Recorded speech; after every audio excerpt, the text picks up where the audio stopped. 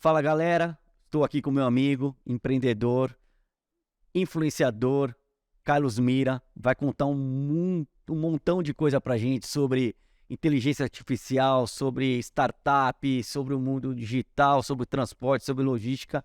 Mas você quer saber de tudo isso? Curte, compartilha, acione o nosso sininho lá na nossa página no YouTube, no Facebook e no Instagram. Um abraço. ABC Cast Caminhos da Gestão, com Danilo Guedes. Fala galera, hoje eu estou aqui com meu amigo Carlos Mira. Prazer enorme estar com você novamente. Você que foi meu professor há 2006, 2005, quase 20 anos. Mais de 20 anos. Prazer enorme estar com você aqui e saber da sua história, para as pessoas ouvirem um pouco, prestar atenção no que você tem para falar. Mira, você que foi um dos pioneiros aí, questão de startup, né? Voltado ao mercado de transporte, de logística, que teve que ir lá pro Vale do Silício provar que essa história dava certo e tal. Deu certo pra caramba, né? E caminhoneiro, né? A gente sabe que hoje é muito mais fácil falar caminhoneiro com smartphone, mas falei isso aí, sei lá, 10, 12, 13 anos atrás, era algo impensável. Então, mas antes da gente falar do que você construiu, queria que você falasse um pouquinho de você, quem é o Carlos Mira, o que você fez na sua vida, conta pra ele. Legal. Danilo, muito obrigado pelo convite. Você é sempre muito carinhoso comigo, com as coisas que eu tenho feito. Bacana a gente ter essa história, né, no passado, você ter sido meu aluno na FAP. Pô, bem legal poder te encontrar aqui agora. E, de novo, a galera da BC Cards, aí, o podcast super ativo, bem bacana, é um sucesso na internet também. Bom, pois é, eu tenho uma história interessante. Eu nasci dentro de uma transportadora, né? Eu era muito intraempreendedor, até descobri que essa palavra empreendedor, eu era um agitador até então. Eu passei também por entidades de classe, dentro do sindicato, Associação Nacional, a própria confederação e tal. Até dentro do Sindicato Paulista, da Associação Nacional de Transporte de Cargas, eu fundei um grupo chamado Com Jovem, né? A Comissão de Jovens Empresários ainda, acho que uns 30 anos atrás. Isso foi bem divertido. E dentro da companhia, eu sempre gostei muito de tecnologia. Aliás, esse lance de tecnologia e companhia foi bem divertido, que dentro do Sindicato das Empresas de Transportes de Carga no estado de São Paulo, eu dei a primeira aula prática de informática. Levei computadores emprestados de um fabricante, levei para dentro do sindicato e a gente fez o primeiro curso lá. Então eu sempre fui tido como agitador e tal, empreendedor. Teve uma oportunidade, inclusive, que eu fui candidato a presidente da NTC. Uma vez na história que teve. 20 e poucos anos. Nossa, foi maluco. Foi divertido. Então eu registrei a chapa junto com os jovens empresários e tal lá. Então um pouco disso. Eu sempre fui muito curioso. A palavra empreendedor surgiu depois, né? Então eu era o agitador ou curioso que seja. E esse é o Carlos Mira que acabou saindo pro mundo aí, Danilo. Legal, cara. Na sua história, que eu conheço um pouco, chegou um momento que você teve que tomar uma decisão na sua vida, né? Ou seguir dentro da transportadora, nesse mundo que a gente conhece, um mundo bem agitado, de começa o dia de um jeito, termina outro dia de outro jeito. Bem tradicional. Bem tradicionalzão, e você com toda a sua inquietude aí, e você foi para o Vale do Silício, concebeu um app, né? Pô, hoje parece que tudo é app, né? Mas na época, vou falar assim, 12 anos, 13 anos atrás, foi o primeiro aplicativo voltado à logística e do mundo de transporte. Conta pra gente como que foi essa loucura aí sua. Eu sempre gostei muito de tecnologia, inovação, sempre teve no sangue ou na minha cabeça praticamente. Em 2011 eu fui para o Vale do Silício com um grupo do LID, do João Dória. E lá em 2011 eu vi um pitch, uma apresentação de um grupo chamado Ubercab, dentro da uma entidade chamada Endeavor, que é uma entidade de apoio a empreendedores. E aquilo me apaixonou, eu fiquei com aquele conceito na cabeça. Quando eu voltei para o Brasil, eu formatei o que seria um pitch ali, né, desse conceito. E comecei a angariar uma série de simpatias, pessoas que achavam aquilo super bacana, que eu deveria fazer. Apresentei na transportadora da minha família, não tive lá, como uma série de outros amigos também, não deram a menor bola. Isso ainda lá em 2011, 2012, quando caminhoneiros não tinham, de fato, smartphones na mão. Aquilo parecia uma ideia de biruta, realmente. Então, muito banhado, muito picado pela mosca do empreendedorismo que eu vi ali no Vale do Silício em 2011, e resolvi me jogar do penhasco. Esse é um pouco da atitude primeira do empreendedor, né? Porque você estava numa zona de conforto ali. Muito, né? Imagina, eu era presidente executivo de uma grande transportadora. Muita gente até dizia, poxa, duvido que você vai fazer isso, não é? Você não é maluco de se jogar agora aí. Então foi isso que eu fiz, eu me joguei com as peças do avião nas costas, mas praticamente me joguei do penhasco e fui construindo o avião na queda, né? E foi assim, eu fiz um pitch, comecei a mostrar para algumas pessoas. É engraçado que os amigos aí não entenderam. Porque as pessoas não sabem o que é pitch. A apresentação, né, que eu disse. Então, eu criei uma apresentação, em inglês a gente fala de pitch, é uma apresentação super rápida, com resumo prático. Tipo, 10 minutos? No máximo 10 minutos, 5, 3 minutos às vezes. Na gringa o pessoal chama até de elevator pitch, você tem que dar fazer sua apresentação, subindo ou descendo o elevador, é 2, 3 minutos ali. Aliás, teve uma passagem interessante sobre pitch, elevator pitch no Vale do Silício. Então eu fiz essa apresentação, fui apresentar, mostrei para os amigos, mostrei para uma série de coisas, de entidades, e aí comecei a angariar simpatias. E numa dessas eu fui convidado a ir para o Vale do Silício, até porque aqui no Brasil eu não tinha praticamente nenhum apoio. Os amigos, né, que eu tinha no setor viam a apresentação e falaram, Mira, não dá, porque caminhoneiro não usa smartphone, como é que é isso, tal. Mesmo que a tendência, muito notadamente, mostrava aí claramente que aquilo ia acontecer, né, mais alguns meses, alguns anos. Então, mas eu fui convidado para ir para o Vale do Silício, pontualmente pela aceleradora de startups chamada Plug and Play Tech Center. Então, saí de Amídia, me conheceu aqui em São Paulo, falou, cara, olha, aqui no Brasil então você não está tendo apoio, se muda para São Francisco, no Vale do Silício, uma cidade chamada Sunnyvale, na Califórnia. Se muda para lá com uma licuia, fica um tempo lá, a gente hospeda você, incuba a sua ideia e depois a gente tira o projeto da cartola. E foi o que eu fiz. Fechei meu apartamento aqui, juntei minhas coisas e fui para lá. E foi bem legal, porque eu, assim, sempre muito curioso, muito estudioso, eu tive contato com pessoas maravilhosas, né? Os principais profissionais, os profissionais mais talentosos do mundo da tecnologia se encontram no Vale do Silício. Seja caras que trabalham nas grandes empresas de tecnologias, né? Google, Facebook e por aí vai. E a moçada toda, essa vibe de startup, de querer fazer, aprender com os erros, fazer um produto mínimo viável, R rápido e aprenda. Aquela metodologia toda me encantou e foi muito bacana, porque lá no Vale do Silício a gente fez algumas rodadas de investimento. A gente recebeu a rodada de investimento com um grupo chamado Movely, que é dono do iFood, e eu pude voltar para o Brasil com um certo estofo, e a gente colocou o primeiro aplicativo de cargas para caminhoneiro do mundo no ar aqui no Brasil. Então começou aí a jornada. Né? Então, hoje faz basicamente quase 5 anos que a gente se encontrou lá no Vale do Silício, na Plug and Play. Você tava acelerado, né, cara? Acelerado, querendo formar mais o aplicativo para ter mais caminhoneiro. Cara, naquela oportunidade, já em 2018, eu estava voltando, como regularmente eu tenho voltado há 2, 3 anos lá, para contar um pouco das histórias, né, da evolução do meu aplicativo, da minha startup.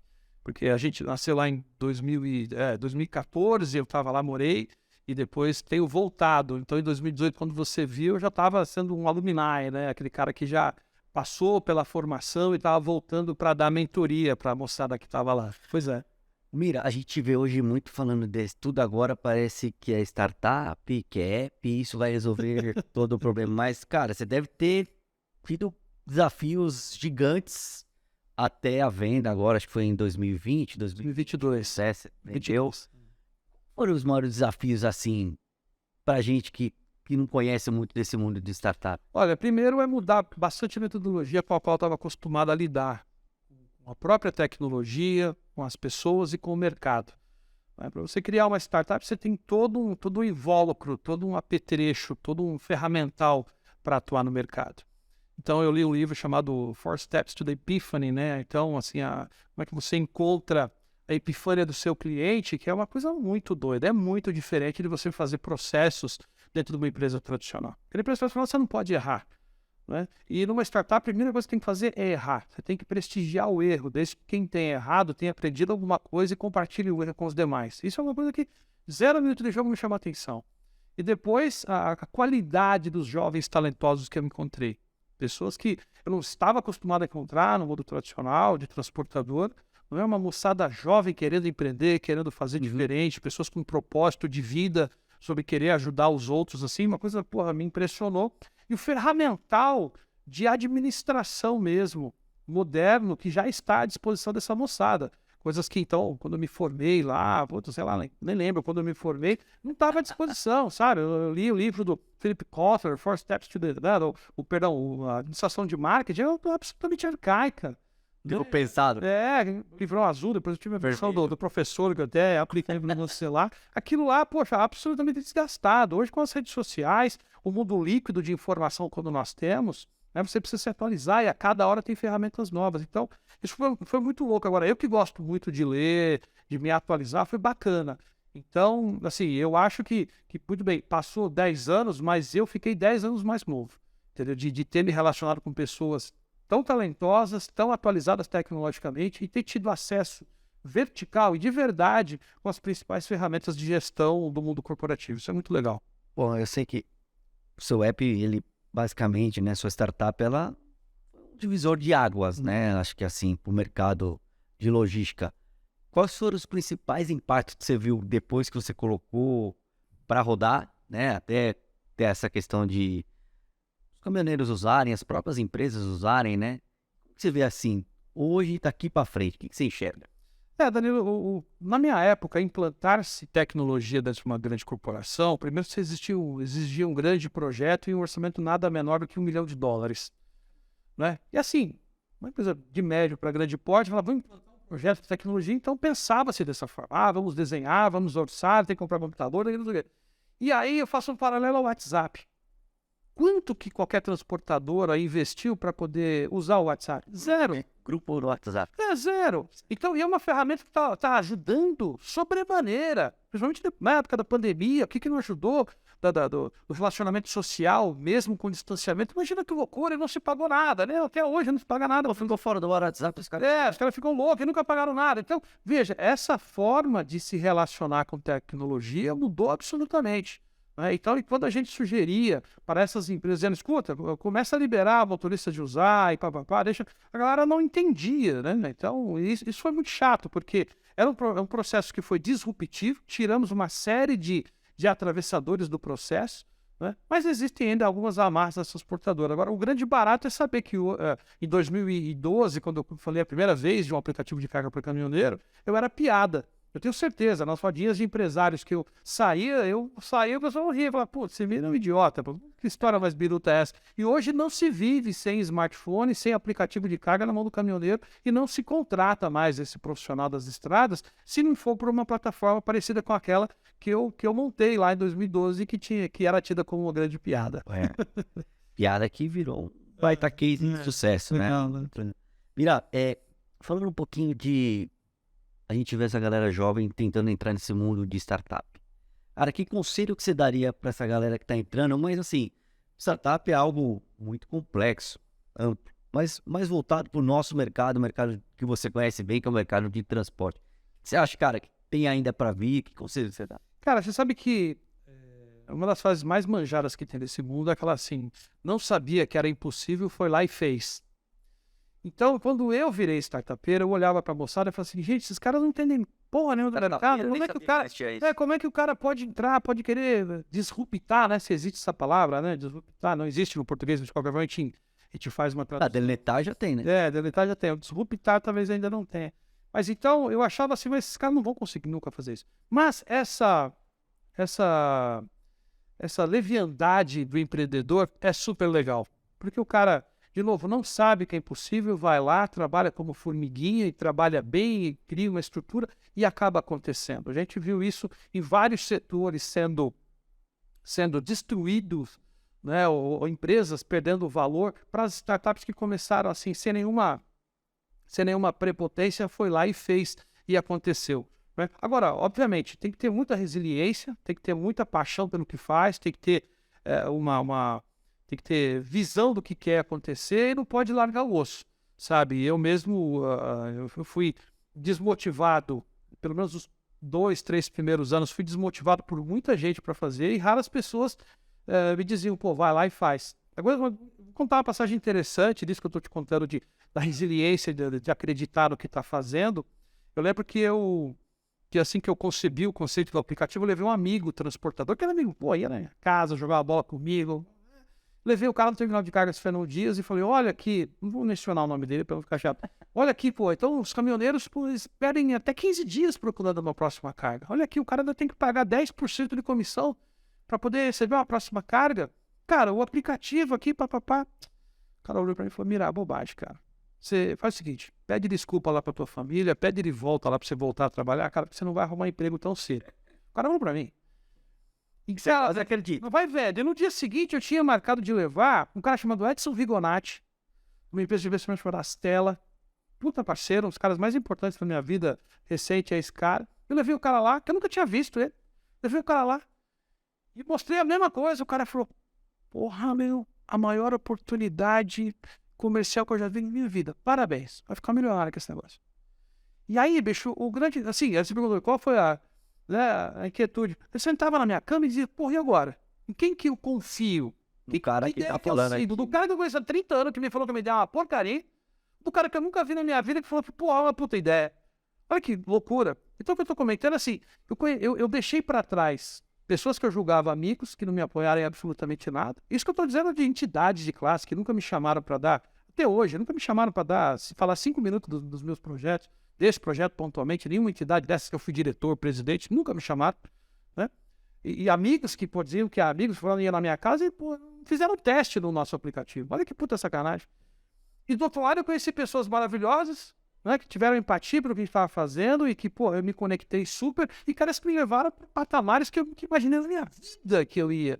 Então eu estou mencionando aqui o Edson Vigonati, que pegou na minha mão assim do nada, depois me ajudou e me colocou numa série de lugares. Então, esse conceito do empreendedor, saca? Você acreditar no que está fazendo e não dar muita bola para as fofocas, para o barato, para o latido do cachorro quando você está passando com a carruagem. Então, um pouco disso. Se o empreendedor acredita, mesmo que ele não tenha tanta experiência, se for resiliente, o negócio é ir lá e fazer.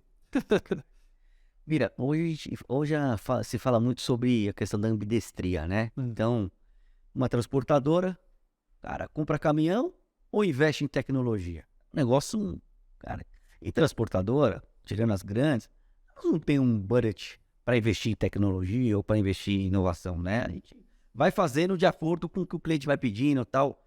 Mas, você, da sua visão, por que as coisas demoram a dar certo dentro de transportador ou com coisas voltadas à tecnologia? Não, cara, eu acho que tem um tema chamado preconceito e pouca área de concepção para o novo. Isso é muito ruim.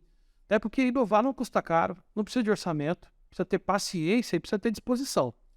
Saca? Paciência porque às vezes você vai assistir a apresentação, né, ou pitch de uma série de startups e você fala, pô, nada disso me faz sentido. E disposição porque às vezes se você escolher uma startup ou outra para apoiar e colocar dentro da sua empresa, imaginar que o cara vai errar, vai bater na trave, não vai funcionar. Uma série de colaboradores ou funcionários que não querem ver as suas funções disruptadas, vão ficar atrapalhando o tempo todo, né? Então, e aí um dirigente tem que saber, pô, falar, não, precisamos inovar, o custo não é tão caro em termos financeiros ou de econômicos, no sentido de ter orçamento, mas essa disposição em ajudar, né, e a paciência de fazer com que a organização se adapte é muito importante. Porque, veja, do nada surgiu uma empresa de motoboy outro dia, que hoje é uma das maiores empresas de transportes do Brasil, chamada Log. Cara, o cara surgiu junto com a minha startup, né, e o cara fazia para motoboy, eu fazia para caminhoneiro. Então o cara foi entendendo, levantou grana, foi se adaptando para olha o que é a Log hoje.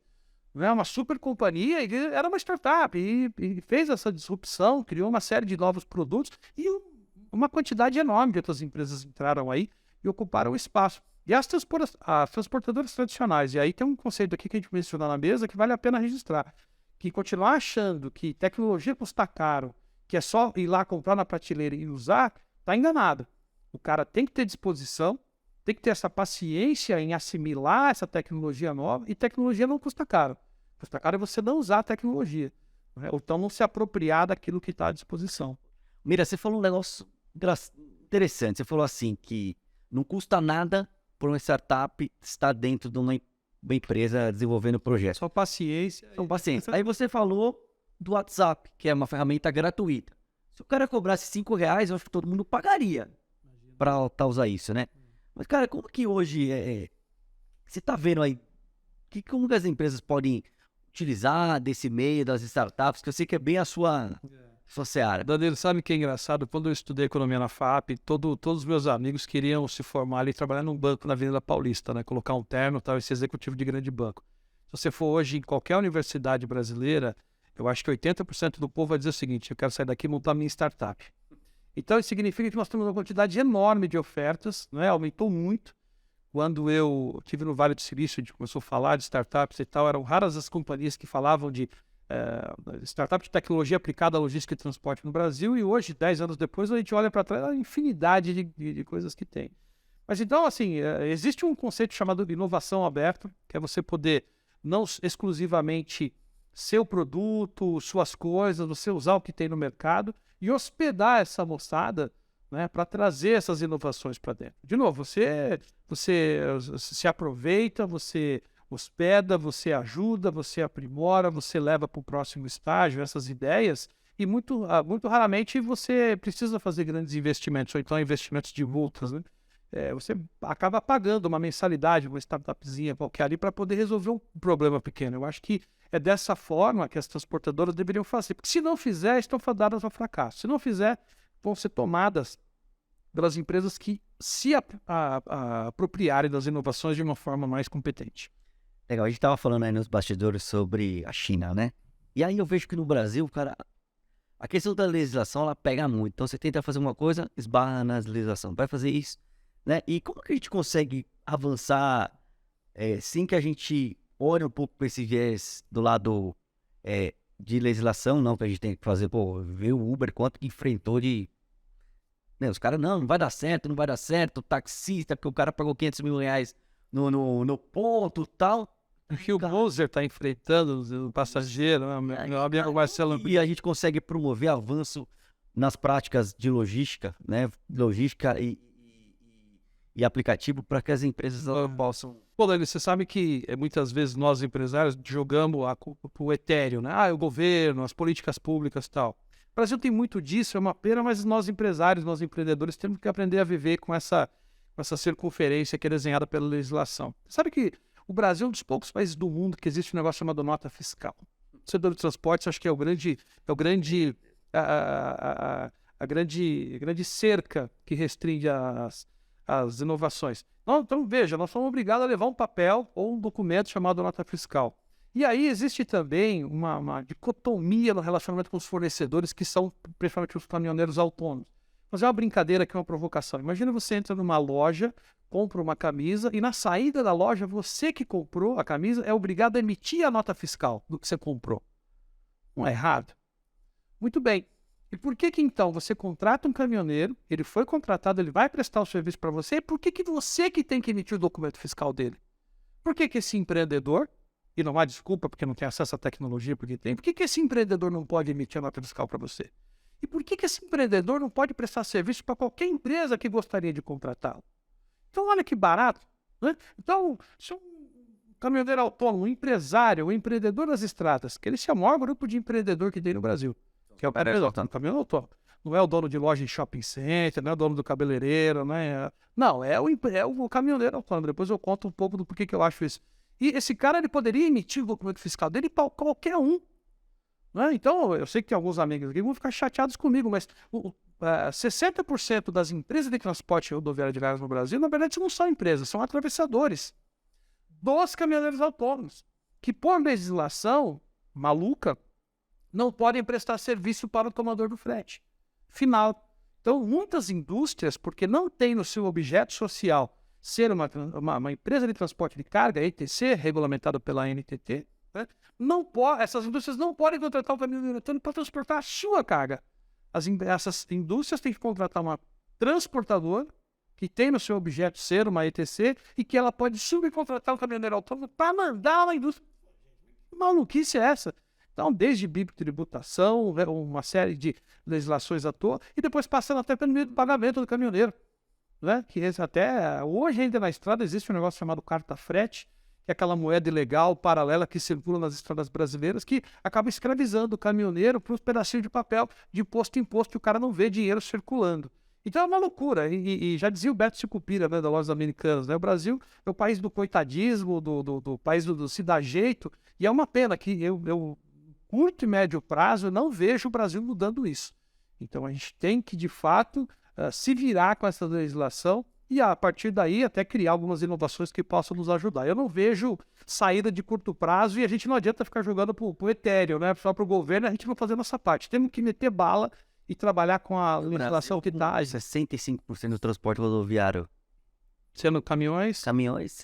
Nossa. É rodoviário, né? Então, existe a matriz modal. E até nesse sentido, né? Porque a gente não tem ferrovia, não tem cabotagem. E não vai ter. ritmo. Tão cedo. Então, e é toda a infraestrutura. Que eu estudo logística, os caras falam É. desse stuff, ferrovia e tal. E aí a montagem dessa infraestrutura é muito cara.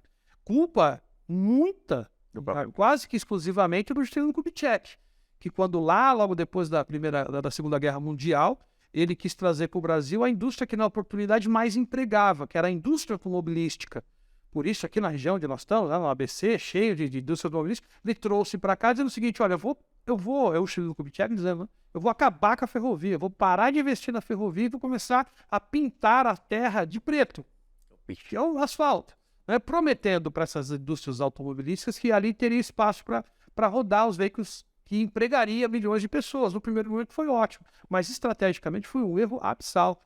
Né? Não só a ferrovia, mas também o marítimo de cabotagem, que a gente não tem, até a própria infraestrutura aérea. Né? Não são raros os produtos que têm vocação para serem transportados também pelo aéreo, e não vai porque não tem malha, porque no limite também não tem infraestrutura para chegar em cidades de pequeno e médio porte, aviões transportando carga. E aí a gente se adapta, bicho. Então o empreendedor não fica tentando mudar as regras, vai lá, se adapta e tenta quebrá-las de alguma forma. Muito legal. Mira, a gente tem visto bastante coisa sobre a questão de ESG, questão da sustentabilidade, né? As empresas hoje, elas têm que seguir esse caminho, porque é um caminho meio sem volta, né? Como você acha que a tecnologia ela consegue ajudar as empresas na questão da sustentabilidade? Bom, você sabe que o primeiro automóvel do mundo foi elétrico, não é? Então, aí passamos pelo Tesla, passamos por uma série pelo Tesla. Tesla. Não, falando do Nikola Tesla, né? O cara que promoveu lá a Guerra das Correntes junto com o Edison e tal. Então, ele tinha um conceito de tecnologia, né, amigável, né, com o meio ambiente super bacana. Mas veja, eu acho que a gente chega nesse ponto agora. O tema da combustão, porque ele é muito barato, ele tem provocado as grandes mudanças climáticas aí. Esse é o grande tema. Né? E nesse exato momento, existe uma aposta muito cega no veículo elétrico a bateria. E aqui uma provocação, acho que pelo menos metade do povo que vai assistir a gente que não sabe, que os veículos que estão sendo produzidos hoje são veículos elétricos, né, com a energia provida da bateria. E ser o veículo elétrico, o motor elétrico é uma coisa, joia, environmental friendly, né, 100%. Agora, ser um veículo cuja energia venha de uma bateria é um absurdo. É um absurdo, né, pela quantidade de energia, de poluentes que você joga no ar para construir aquela porcaria chamada bateria. Né? Ou pela quantidade de água que você tem que jogar, de toneladas de água que você tem que jogar no Atacama para poder tirar lá o lítio, o silício e tal. É horroroso tudo isso. Né? O carvão que você... No Brasil tem hidroelétrica, até que Europa. Na Europa, pô, é carvão, são meios não renováveis de produção, para se criar energia, colocar na bateria, para depois falar que na hora que rodou aquilo é eco-friendly, é uma grande mentira. Então, acho que tem descarbonização, não é falar por veículo elétrico. Então, existe aí um tema de veículo a célula combustível, que eu acho super bacana. Eu acho que a moçada que está vendo aqui, que gosta de tecnologia, deveria estudar mais, não entrar nessa bobagem não entrar na bobagem de veículo elétrico a bateria, que existe esse tema. Acho que tem que dividir muito bem isso e apostar muito nessa história do veículo a célula combustível, que aí sim nós estamos resolvidos. Né? A questão do ESG, como você está dizendo, tal, eu acho que é mais uma modinha. Eu praticamente não acredito muito. Acho que como tinha o selo verde do ISO 18, do ISO, alguma coisa bem lá que falava tal, acho que isso não veio para ficar. Entendeu? Eu acho que o grande barato é que nós, como consumidores, temos que ter mais consciência dessas coisas. Né? Recicle, reuse, repense. Eu acho que esse é o grande barato mesmo. Porque tem uma série de atitudes que a gente toma durante o nosso dia a dia que contribui muito mais para o meio ambiente do que delegar para as entidades, né, para o etéreo, para o governo, essa responsabilidade. Eu tive agora recentemente, faz acho, coisas de 2 semanas na Europa, precisamente na Suécia, não vou falar o nome da montadora aqui para não fazer jabá, mas é muito forte a questão da eletrificação. Não falam, não, eles não usam essa palavra elétrica, eles usam eletrificação. E existe lá que até 2025 tem que se reduzir 20% da emissão de gás poluente. No decreto, No decreto, não, tudo na base da lei. As empresas, eu acredito que elas estão preparadas para isso, assim, as indústrias automobilísticas. Agora, como fazer isso acontecer na prática? No Brasil, cara, imagina. Fui estudar, falando, mas o elétrico saiu praticamente junto com a combustão. Os motores elétricos, primeiro com a combustão. E por que não deu certo? Porque algumas coisas você já contou, né? Porque no Brasil, Juscelino... Mas... Não, e a logística da bateria é um negócio mais complicado do que você guardar 1 litro de etanol, por exemplo. É muito mais fácil você guardar 1 litro de bateria, né? O custo para você chegar lá. Então, E acho assim, que só num decreto dizer que até 2030, 2035, papapá, não vai acontecer. Eu acho que é bom que coloque um pouco de pressão. Mas a preocupação é assim, não dá para ficar popularmente achando que o veículo eletrificado, força provida pela bateria, está certo. A motorização eletrificada, eu concordo, mas a produção de energia através de bateria de lítio-silício, eu acho isso muito perigoso, né? Aliás, eu acho não, tenho certeza, e os grandes estudos provam a gente tem o álcool, né?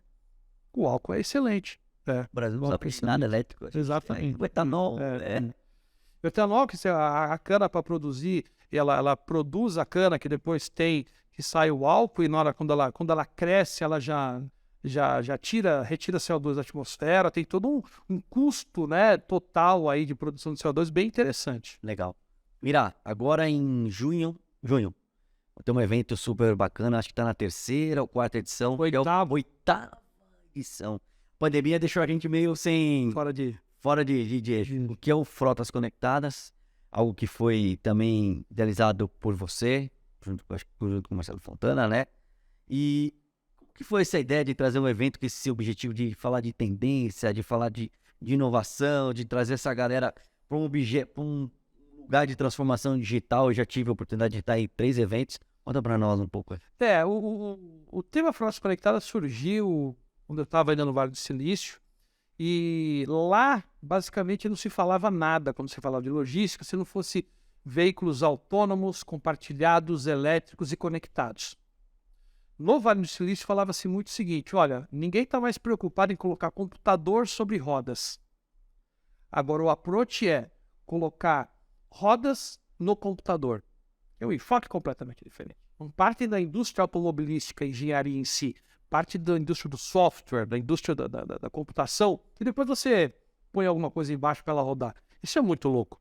Né? E com esse conceito em mente, quando eu falei com meu amigo super empreendedor, aliás, é meu compadre, Marcelo Fontana, dono das revistas Transporte Moderno, Tecnibus, as maiores do transportes. Marcelo é responsável pelos principais eventos. O cara faz os principais eventos do setor, da confederação e tal. Eu disse, Marcelo, olha, voltando do Vale do Silício agora, uma coisa que me preocupa aqui no Brasil. O pessoal fala muito de gestão de frota, e quando falava-se de gestão de frota, fala-se muito de manutenção de caminhão. Cara, é absolutamente fora de questão isso, porque no mundo, né, principalmente nas coisas atualizadas, o pessoal fala disso aqui. Fala de veículo conectado, autônomo, compartilhado, elétrico, e essas coisas criando uma interação e criando soluções inovadoras para logística e transporte. Cara, e cadê esse evento? Ele olhou para mim, aquela carinha dele de sacana, viu e falou, pô, Miller, e aí? Falei, cara, por que a gente não faz um evento chamado Frotas Conectadas? Isso foi em 2015. Frotas Conectadas, com esse conceito, né? Criar um ambiente onde haja uma interação entre a indústria automobilística, a indústria de tecnologia, para se criar soluções inovadoras em logística e transporte. Ele super topou, porque ele é um super parceiro, falou, só que você tem que me apoiar, porque, a gente precisa se conectar essas coisas todas. E não deu outra. A gente fez a primeira versão em 2016, com o apoio da Oxigênio, aceleradora de startups da Porto Seguro, aqui no centro de São Paulo, um evento para 30, 40 pessoas. Deu super certo, a gente fez a segunda edição lá, também em 2017. Aí em 2018 a gente recebeu o apoio da Secretaria de Ciência e Tecnologia do Estado de São Paulo. Fizemos ali na sede da Secretaria, 18 e 19. Aí depois veio a pandemia, 20 e 21. A gente fez digital, 22 a gente fez híbrido, ainda ali na sede da Secretaria de Ciência e Tecnologia, e agora para 22 é o salto empreendedor que a gente está tendo. Agora para 23 o salto empreendedor que a gente está tendo.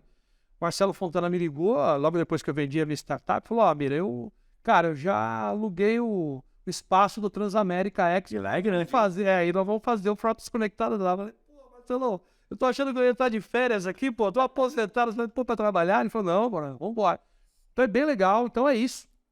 A gente está indo para 4 mil metros de área, nós estamos levando uma série de fornecedores, de novo, da indústria automobilística, da indústria de tecnologia, e o público é, notadamente, empresários, executivos e profissionais das empresas de logística e transporte. A BC vai estar lá, hein? Ah, sim, empresas que querem se banhar de tecnologia, saber o que há de mais moderno, o que há de novo, né? Que a indústria de tecnologia está se relacionando com a indústria automobilística e para criar soluções, porque ninguém compra mais ferro, aço e borracha transformada em veículo. É um veículo standalone, é um veículo parado, é a mesma coisa que um veículo quebrado, um veículo que não está conectado, seja via satélite, por algum device que o gestor saiba onde ele está, se ele está à disposição, se ele está indo buscar mercadoria, se ele está on time, né, se ele está no horário. Cara, é um veículo quebrado. Então, essas tecnologias à disposição é que faz muito sentido. Então, é por aí que a gente vai promover esse debate. A gente está levando 15 tracks, né, 15 sessões temáticas muito bacanas durante 2 dias, num intenso debate com os principais especialistas e os principais executivos desse setor. É o principal, depois da pandemia, o evento 100% presencial. 100% então, presencial. Vamos esperar coisa legal. A gente vai até gravar, vai colocar depois no YouTube, mas aí editado com algumas coisas, mas não vai ter a interação e o potencial do networking, né, de relacionamento pessoal que um ambiente com essa característica propõe. Óbvio que a gente vai ter as sessões temáticas, vão ter muitos especialistas falando, mas o grande barato é fazer o hands-on, fazer o executivo chegar lá, pôr a mão em cima do device, né, do aparato, descobrir o que tem de tecnologia, trocar ideia com os seus pares de outras transportadoras. É um evento inédito e imperdível. Vocês estão soltando aí devagarzinho na mídia, aí falando sobre o Frotas Conectados, os patrocinadores, quem serão os speakers. Mas o que você acredita? Qual é o tema que vai dominar, assim, depois da pandemia? O que você acha que vai dominar o Frotas Conectadas? Cara, eu não sei se o Frotas em si, a gente tem drivado para isso, mas uma coisa que tem me chamado muita atenção nesse mundo da tecnologia é a inteligência artificial. Legal. Ou traduzindo para um negócio chamado ChatGPT, mais popularmente, e os aplicativos que usam inteligência artificial para realizarem tarefas que são absolutamente burocráticas. E aí eu vou fazer uma provocação no público, aqui deve ter alguns diretores, né, executivos e gerentes e proprietários de transportadoras. Eu lembro, rapaz, da dificuldade de se trazer computador para dentro de salas de reuniões nas transportadoras. Não, pô, para que trazer o computador? Ou então do executivo poder levar o computador, o laptop para casa. Tem o cadeado. Não põe lá. E o executivo usar o smartphone dele, o cara tinha até que ter 2, o profissional, né? E aí, veja, a dificuldade de se assimilar essa tecnologia. É a provocação que eu faço para o pessoal que está assistindo a gente. Será que não tem, hoje dentro da sua transportadora, nenhum executivo que acessa o ChatGPT para criar uma descrição de job, né? Um job description? A sua secretária, será que ela não está gerando no ChatGPT uma resposta automática para o seu e-mail? Será que o atendente não está gerando coisas, alguns manuais de procedimento gerados em ChatGPT? Será que a inteligência artificial já não está instalada dentro de algumas transportadoras? E qual o limite desse negócio? E recentemente a Samsung, por exemplo, proibiu os executivos usarem, porque o executivo lá simplesmente passou um segredo industrial da Samsung para dentro do ChatGPT. Ele falou, não, eu estou trabalhando em projeto tal e tal, e me fala, ele jogou o segredo lá. Então, essa provocação é o seguinte, muitas vezes a tecnologia vai entrando dentro das empresas, e os caras não percebem. O WhatsApp, por exemplo, tenho certeza que ninguém um dia autorizou. Simplesmente estava lá já. Tá lá. E o ChatGPT, ou a inteligência artificial, de alguma medida, ele vem nesse mesmo sentido. Vale muito a pena, acho que todos que estão assistindo a gente que tem a cargo de liderança dentro do transportador, deveria prestar atenção em como usar o ChatGPT, usar a inteligência artificial dentro das transportadoras, porque eu posso me considerar um especialista em tecnologia e sou do setor de transporte. Eu digo, a quantidade imensa de trabalhos, de afazeres, de tarefas que podem ser executadas dentro de uma transportadora usando a inteligência artificial ou um chat GPT da vida. É uma coisa imensa. O e-commerce, eu acho que o e-commerce aí, Mercado Livre, Amazon, eu acho que eles estão na vanguarda e utilizando isso antes de falar nesse nome chat GPT, né? Então, eu acho que, cara, a própria Magalu, você vê lá até a Lu, né? Que você conversa lá, vai interagir, né? Eu acho que no Jabaqueá, o que é a BIA do Bradesco? É BIA Inteligência Artificial. Já ouvimos falar desses caras da 5 anos. E Bradesco. Inteligência Artificial. Há 5 anos estão aí. Então, é o seguinte, a minha provocação para quem está assistindo é assim, será que dentro da sua empresa já não tem alguém usando e você não sabe? E saiba que essa ferramenta é poderosa para o bem e para o mal. Então, criar essa interface de como assimilar essa informação é muito importante. Então, eu poderia simplesmente aqui falar de last mile, de aplicativo. Isso é coisa banal, isso é coisa que os caras já devem estar sabendo. Luciano. Agora, eu que viajo muito e sou estudioso do tema tecnologia, é o seguinte, o grande barato agora é inteligência artificial traduzida para chat GPT. Depois a gente pode passar por novos modelos de negócio, novas formas de se relacionar aqui e ali, novas companhias, né? Mas esse tema de inteligência artificial é uma coisa que chama atenção e fazendo um jabá meu próprio aqui, quem quiser saber mais e como pode fazer essa interface com inteligência artificial, pode me acionar à tua disposição, uma coisa que eu acredito muito que daqui para frente vai acontecer e vai se transformar cada vez mais numa tendência e numa prática dentro do mercado. Mira, você sempre foi um cara que você falou que você estuda muito, eu sei disso. O profissional hoje da logística tem que olhar, cara, porque não tem mais ninguém fazendo conhecimento de transporte, emitindo... Cara, você que... Depois vamos falar até do seu livro, que é um livro já tem um tempo, mas ele é bem atual no momento que a gente está vivendo. O que o profissional da logística hoje tem que buscar? Olha quem está aqui. Caraca, terno e gravata, meu. Aquele livro que eu escrevi em 2004, né? Logística, o último rincão do marketing, trazendo a brasa para a sardinha da importância da logística no marketing para as empresas como um todo. Dentro da logística, o capítulo do transporte rodoviário de cargas, a essência de se atender bem do cliente através de um bom serviço de logística, de uma última milha bem feita. E até mencionou no livro que uma logística bem feita é uma logística mais barata. Porque no livro do Philip Kotler, ele menciona que uma logística bem feita é uma logística cara. Eu digo o contrário. Aquela que é bem feita de primeira é muito mais barata do que aquela que é feita 3, 4 vezes. E uma logística reversa é uma coisa horrorosa de custosa, né? Então, e eu puxei o livro, você carinhosamente mencionou, mas para dizer o seguinte, o profissional de logística precisa se atualizar, cara. A gente estava vendo aqui, Mira, você já falava de e-commerce. Né, coisa. Que plataforma... Todas as plataformas de... Quem fez algo, logística é o último rincão do marketing. Vamos vai estar no link. Ver, porque acho que vale muito a pena. E eu tava vendo aqui que tinha algo sobre e-commerce. Cara, mas e-commerce parece que é coisa nova, né? Sim, não tinha isso há 20 anos. Você tá falando aí, eu tô lembrando. Em 2000, o livro foi escrito em 2004. Em 2000, eu fui presidente no Brasil de uma empresa chamada netenviews.com. Trouxe para cá uma empresa que fazia separação de pedidos, ou handling, né, o fulfillment center, para as lojas de e-commerce. E relacionamento com as transportadoras. Porque quando eu estava estudando na SPM, ainda me formando lá na pós-graduação, junto com o Otávio, que era presidente de um site de leilão chamado arremate.com, do Martelinho Laranja, ele dizia, eu não consigo me relacionar com as transportadoras. Porque eu ligo lá na transportadora e digo que eu tenho uma caneca para transportar, e o cara fala assim, não, eu não transporto, só uma caneca. O e-commerce é isso, né? É uma venda granulada. Então, na época, o conceito da NetViews era fazer o relacionamento entre os sites de e-commerce e as transportadoras. E eu fui nas transportadoras, criei uma série de processos, mas o grande barato foi esse, né? Que quando a gente recebia o pedido de coleta dos sites de e-commerce, a gente mandava e-mail para a transportadora não recebia, na verdade não lia, ou demorava 15 dias para responder o e-mail, né? Que era o pedido de coleta. E aí eu começava a mandar fax, eu ligava para as transportadoras e dali começamos a ter o relacionamento dos sites de e-commerce com as transportadoras. Nessa empresa chamava netenviews.com. Bem interessante. E eu falo do livro, né? Você mencionou do e-commerce, mas falo do livro como um tema mandatório para os profissionais de logística. Porque esse é um setor que ele passa periodicamente, se não o tempo todo, por transformações. Ele é muito atualizado e muito velozmente pela tecnologia. E o profissional de logística que não acompanha, que não se atualiza, ele tá fora. Essa galera com essa questão de inteligência artificial, porque fala, meu... Mas essa inteligência artificial é a crista da onda, né? O high-end, né? A coisa que está acontecendo agora. Mas, cara, eu tenho preguiça. E com o meu aplicativo eu visitei uma série de companhias.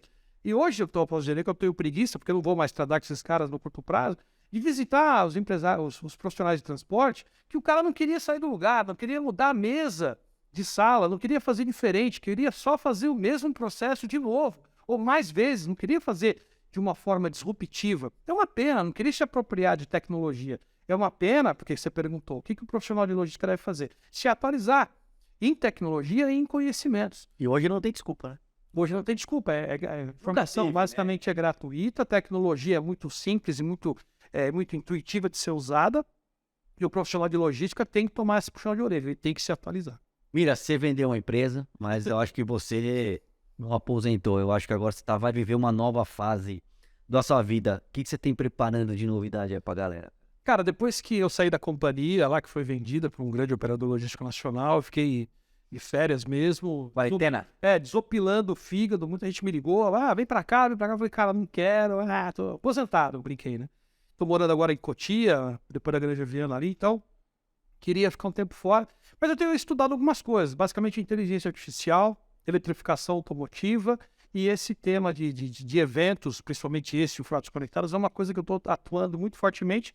E algumas transportadoras me chamaram também para eu participar do board, dar uns pitacos sobre tecnologia. Isso é o meu grande barato. Legal. Frotas Conectadas, que inclusive nós da ABC Cards vamos estar lá presente, dia 19 e 20 de junho, depois do Transamérica Expo. Transamérica, ano lindo. O Danilão vai participar com os debates lá. Aprender, na verdade, a gente manda para ensinar nada, absolutamente nada, conhecer. Mira, a gente tem aqui um capítulo agora aqui do nosso podcast, que chama Nós Capota Mais um Break, né? E aí eu vou fazer algumas perguntas para você, de bate pronto, você me responde. Vai lá. Cara, uma conquista que você se orgulha na sua vida? Eu posso dizer que foi o prêmio da startup mais inovadora do mundo no Vale do Silício em 2014. Dentro da aceleradora de startups Plug and Play Tech Center, quando eu olhava para trás aqui no Brasil, meus 30 anos de história no transporte, eu saí daqui como uma grande piada. Tem um amigo meu apoiou, e eu lá no Vale do Silício, com pessoas que eu tinha acabado de conhecer, ganhei esse prêmio. Subi num palco, dei meu pitch, fiz a apresentação da minha startup em 3 minutos, e fui escolhida pela plateia, basicamente os maiores investidores, né, de venture capital ou de capital de risco do mundo, elegeram a minha startup como a startup mais inovadora do mundo. Aquilo foi uma coisa assim, surpreendente, porque eu falei, pô, mas eu não sou tão idiota assim. Então aquilo foi bacana, foi um conceito de mostrar para alguém, falar, opa, foi um super empuxo que eu levei, um empurrão bacana, do tipo, cara, vai lá e faz. Então eu tenho super orgulho desse prêmio. Uma derrapagem que você falou, pô, isso aqui não gostaria de repetir. Eu mencionei na primeira resposta, assim, é contar com os amigos para alguma coisa. Né? Então, nesse sentido, eu achava que quando eu empreendendo no setor, eu ia poder contar com os meus quase 6 mil contatos no meu telefone, e eu não pude contar com praticamente nenhum. Caramba. Então, o que foi mais bacana é que eu fiz amigos muito legais, mas esse arrependimento, digo assim, eu não deveria ter contado, eu não teria perdido tanto tempo achando que eu poderia contar. Isso, inclusive, é o que eles falam muito, essa questão de startup, porque quanto mais você pergunta, mais as pessoas vão te empurrando para trás, né? Querem sua ideia, cara, sua ideia. Uma virtude sua, não vai falar que você é palmeirense, isso aí, cara, não é virtude, hein? Não, cara, eu sou um cara animado. Divertido. Não, é animado, porque assim, o pessoal em inglês fala assim, e aí, vamos, né? E aí, WhatsApp, né? Vamos pra frente, vamos fazer e tal. Então eu até pergunto, às vezes, eu faço, vou fazer, tal, anima, quer dizer, tá afim?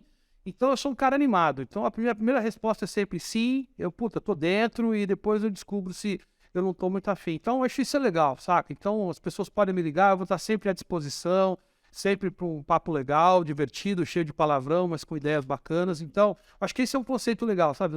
A pessoa me tem na sala e fala, pô, esse cara tá sempre agitando, né? Então eu sou um cara animado. Eu gosto disso. E o defeito, Mira? Isso minha mulher me fala muito. Eu sou muito ansioso, né? Em outras palavras, eu gosto de tudo. Mas nem tua filha te desacelerou? Não, pelo contrário, ela é tão perfeccionista e tão acelerada quanto eu, assim. E a minha mulher que fala muito, né? Então eu sou ansioso. Eu falo um negócio, eu olho e falo, e aí, já fizeram? Já fez? Tá pronto ou não? Pá. Não sei se isso às vezes é legal, às vezes não é, mas de qualquer forma eu posso julgar que tenha sido um defeito que eu tenha trazido até aqui.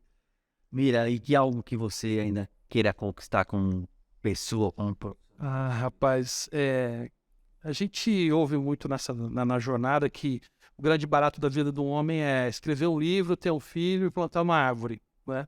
Então, pô, o livro tá aí, eu plantei uma árvore já, e minha filha Atena, de 3 anos, tá aí. Como chama? Atena. Nossa. Cara, eu sou super realizado, então, e tudo que eu olho pra trás eu já fiz, tudo que vier pra frente pra mim é lucro. Então, cara, o grande barato é viver e ser feliz, principalmente agora do lado da minha Ó, Mira, eu não posso deixar passar. Tem uma coisa que você acha que você vai querer ver. Você tem que ver o Mundial do Palmeiras, cara.